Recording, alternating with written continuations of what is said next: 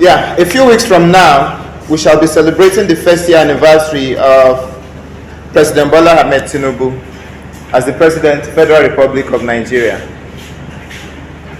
Despite all the hurdles the President faced before winning one of the most competitive elections in modern history, everyone in the country has united behind him. The President is an impeccable man with track record of choosing leaders that he mentors. He likes them young, smart, and tilts towards empowerment of the feminine gender. Nobody second guesses Bola Ahmed Tinubu's boldness and the way he is daring and the resolve as a leader. No wonder he received many praises globally when he identified and chose Dr. Betta Edu as Minister of Humanitarian Affairs, making history and breaking the jinx. He prioritized proven track record, competency, positive energy, and affection for the vulnerable over the easy choices.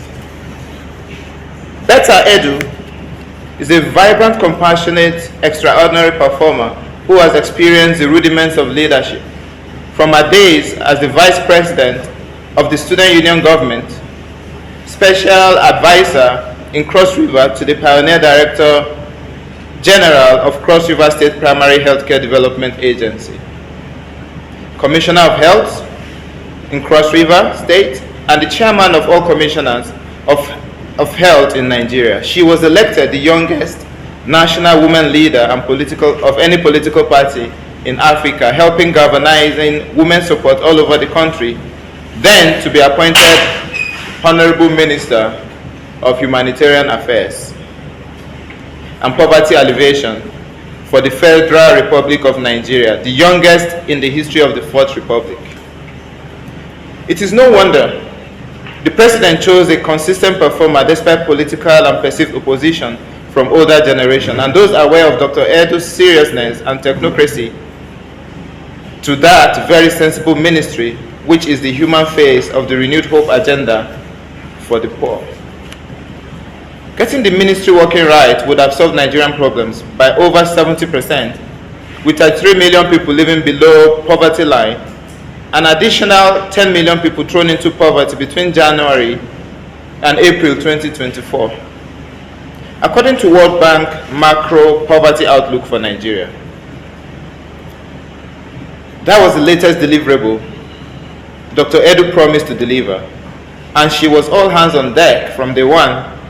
Below are just a few achievements she had achieved with the images you will see in as you go through the text of this in print. While shattering glass ceilings, doing the impossible for the President, renewed hope mandates, going down to the very poorest of the remote areas in the country, managing internally displaced persons, disabled and the vulnerable at large, the corrupt system orchestrated ways to force her out of office. Little wonder that by the end of December 2023, an international paper, The Guardian UK, and several organizations rated her as the best performing minister of this government due to her performance. The young minister was everywhere, both within and outside the country, campaigning with the President during the elections, believed strongly in his 8-point agenda, targeted at reducing poverty and fighting corruption.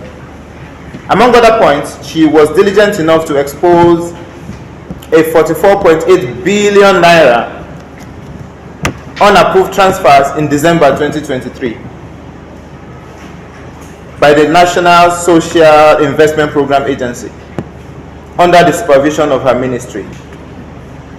The principal took a positive step in line with the determination to fight corruption by suspending the government, that's the national committee involved. Little did he know that the large network of prospective beneficiaries from the unapproved transfers, which is part of the systemic corruption, will come fighting back with false propaganda to remove the minister at all costs and tarnish a well-built image. How else can we explain the suspension of someone who exposed the fraud that occurred in the ministry? How? 44.8 billion was transferred without approvals from the President, Federal Executive Council, or even the knowledge of the minister. Dr. Betta queries this action, and off she goes, suspended in 7 days. How does that make any sense? Regular and a few social media and main media houses were heavily paid to run propaganda for days. Internal persons were also planted to put required pressure on the president to ensure that the minister was suspended. Just to teach her a lesson, never to report fraud when she sees one. This large network of prospective beneficiaries had concerted efforts to defame a minister whose passion and policies were focused on the grassroots and who has shown poise and action to weed out corruption and irregularities within the ministry. This is a young woman with an impeccable track record of over 12 years in leadership roles and public service. Have we lost our conscience? How can we quantify the untold hardship that sometimes irreversible the vulnerable people across the country must have gone through and are still going through as a result of this action, of allowing the plans of corrupt people to prevail? Of all the 8-point agenda the president campaigned on, weeding out corruption, poverty alleviation, women and youth empowerment were the core. Have we asked ourselves, how has the continuous suspension of the best performing minister as per the Guardian UK in 2023 correlated with this agenda? While the president's intention to suspend the minister so that the system could be investigated, the period concerning the suspended minister was barely 4 months.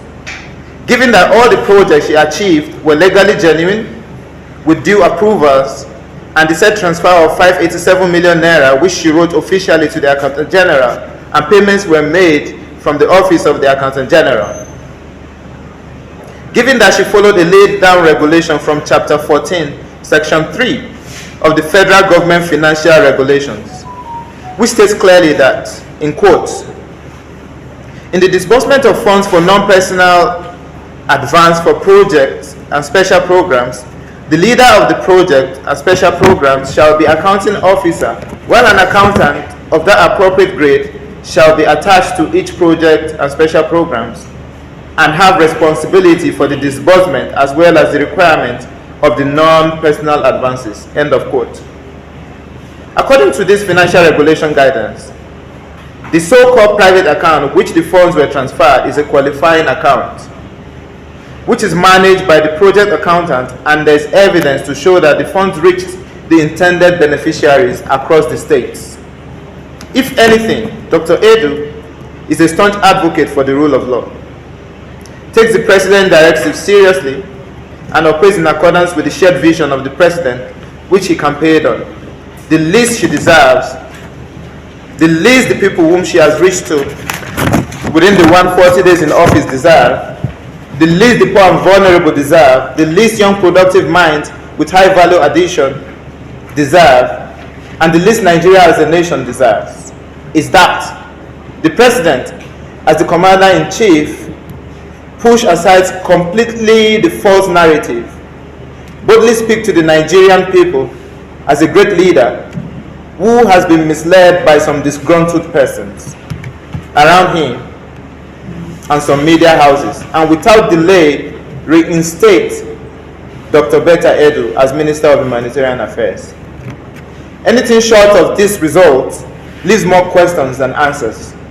The effect of this action or inaction is so enormous that it determines the effect this will have on young people and women globally who have been forced out of position of leadership and relegated to the back burners. We have seen presidents claim they are fighting corruption. This is a clear case study. Is our president truly fighting corruption? Is he laying the groundwork for corruption to win? Are we adopting the saying that if you cannot win them, you join them? What precedents are we laying here? Be bold, be courageous, take the fight against the corruption system, like we all should do, until they budge or simply succumb to their tactics and let corruption consume our beloved country. I wonder who Dr. Edu is protecting. In all this, she has said nothing. It's quite baffling. Who is she scared of? Why is she not defending herself with facts? Is she being made to keep mute? Is she being bullied by a corrupt system into keeping mute? Does she regret her actions of exposing corruption? The facts are clear that she is not part of the corruption in the system. Rather, she raised the alarm to call out the corruption. These are the facts.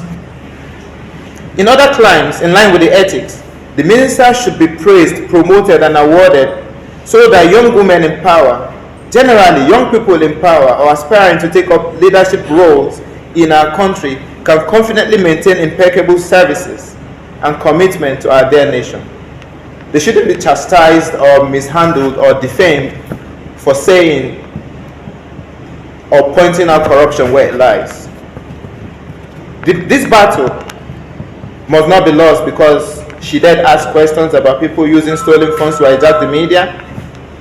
The battle must not be lost for the sake of the reputation she has built over the years. This battle must not be lost for the sake of all she has achieved within the first 140 days, working tirelessly for the renewed hope agenda and humanity. This battle must not be prolonged or lost for the sake of the vulnerable. The biggest losers in this time freeze of action, the battle must not be lost to those intentionally allowing the investigation to drag on. The battle is for us all, and this is how to win and reinstate Dr. Betta Edu. Our own president, we all know, Bola Ahmed Tinubu, did not bow to pressure when he was the governor of Lagos State, and the state was starved of monthly allocations from the federal government. You did not bow down to pressure when the former governor of Central Bank of Nigeria redesigned the Naira to decimate your presidential race. You did not bow to pressure when your adversaries were using fake edited memes, fake propaganda, and all sorts of lies to defame your character all over the media and social media. Our dear president, under pressure, you always come out victorious. We expect nothing less. Please, make history again, President Bola Ahmed Tinubu. Reinstate Dr. Betta Edu. Let this good work continue. Let all the 8 points agenda move towards being achieved. Thank you very much. I remain myself, Kayode Arimoro. Thank you. Any questions? Thank you very much. You've heard the speech. We have questions. Let's just ask, introduce yourself. If it's straight to the point, then we'll take it from there. Any questions, please? Yes. My name is Kenneth. I write Okay. just want to know what informed your decision to champion this state. Yeah. It's personal. Is it your personal motivation or some backup somewhere? Okay, thank you. That's a very wonderful question. As you know, there's been many times in our recent history, Sustainable National Movement was very famous for brokering peace without any help from any government or anybody during the Agatu crisis. Backdoor, we take relief materials to people who are in need. And so when this minister was sworn in and were able to track some of the field works, it kind of resonated with some things we're trying to do, because again, it is better when you have when you have a government that makes your job easy as a civil society. You don't want to keep taking money from your pockets if the government is able to do it. Now, the lack of that action in this past few months is beginning to put pressure on us, because some things we follow on the field and make recommendations for help to get delivered to them are not being delivered anymore. And this is what informed us, is the passion for the vulnerables. We want a Nigeria where every individual, actually a globe where every individual can live above a certain human existence index. Our being true to this is what propelled us, and we as a nation can achieve a lot if we allow this work to continue. We did our investigation, and I advise journalists like you people to go deeper, right? People put things out there every time, but everything we've read out in this text, we did pertinent investigations to get the facts. So, but then the fact is difficult for people to want to get it out. Why people are not getting it out, I do not know. But I feel you just have to, as a civil society and as a person that believes in the Nigerian goal and the Nigerian dream, we cannot allow an innocent person to be used as a scapegoat while the corruption in the system continues. This is what is informing us. Another question? Yes. In the Tinubu, so will you plan for her return to state back to the same ministry or to another ministry? That's 1. 2. What is the state of the investigation of EFCC? Thank you. If somebody is performing impeccably well, like the record shows, unfortunately, not a lot of work has been done to drive out those things that have been achieved. I don't know why, but they are. If you dig deeper, you'll find she has done a lot within those 100. She has shown efficiency. I feel like she should 100% be reinstated into the same ministry, because now, if you put her into another ministry, then you are scared of the cover-ups. She identified certain things were wrong. She made noise about it, right? And all hell let loose. She needs to be reinstated in the same ministry for the good work to continue. And your second question? Yeah, so EFCC, they've been very professional in this. Some time ago, Sustainable National Movement and some other civil societies, about 8 or 9 other civil society, came out and said we wanted more details from EFCC, because most of the media houses were selling headlines that were saying 30 billion was recovered from Dr. Betta Edu. That was false, but they wanted to sell things. News want to sell, right? But we can sell by doing the right thing. Now, EFCC came out and said, we are investigating the system. In the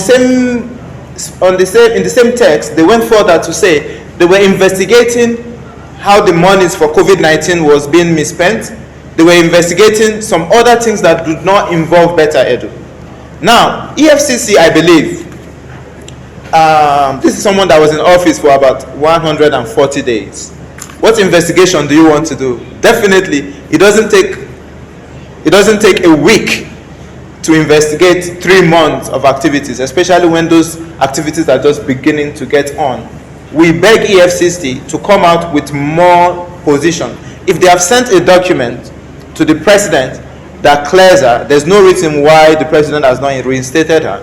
If they have not sent a document to clear her, they should send it immediately while they are investigating the events that happened several years before she got there. What is mandatory now is the government of that ministry, the governance of that ministry should continue, while whatever they are investigating for the past that doesn't affect her can go on. And we as a nation, we owe it to ensure that our systems, if there are any laws like the advances on this chapter 14 of the financial guidelines, if such laws are obsolete, let's be proactive as a nation, take it out, so that if people are acting, they are acting in accordance with the law. As of now, she acted in accordance with the law. Everything has been bloated out of proportion. She is doing a very good job. We expect EFCC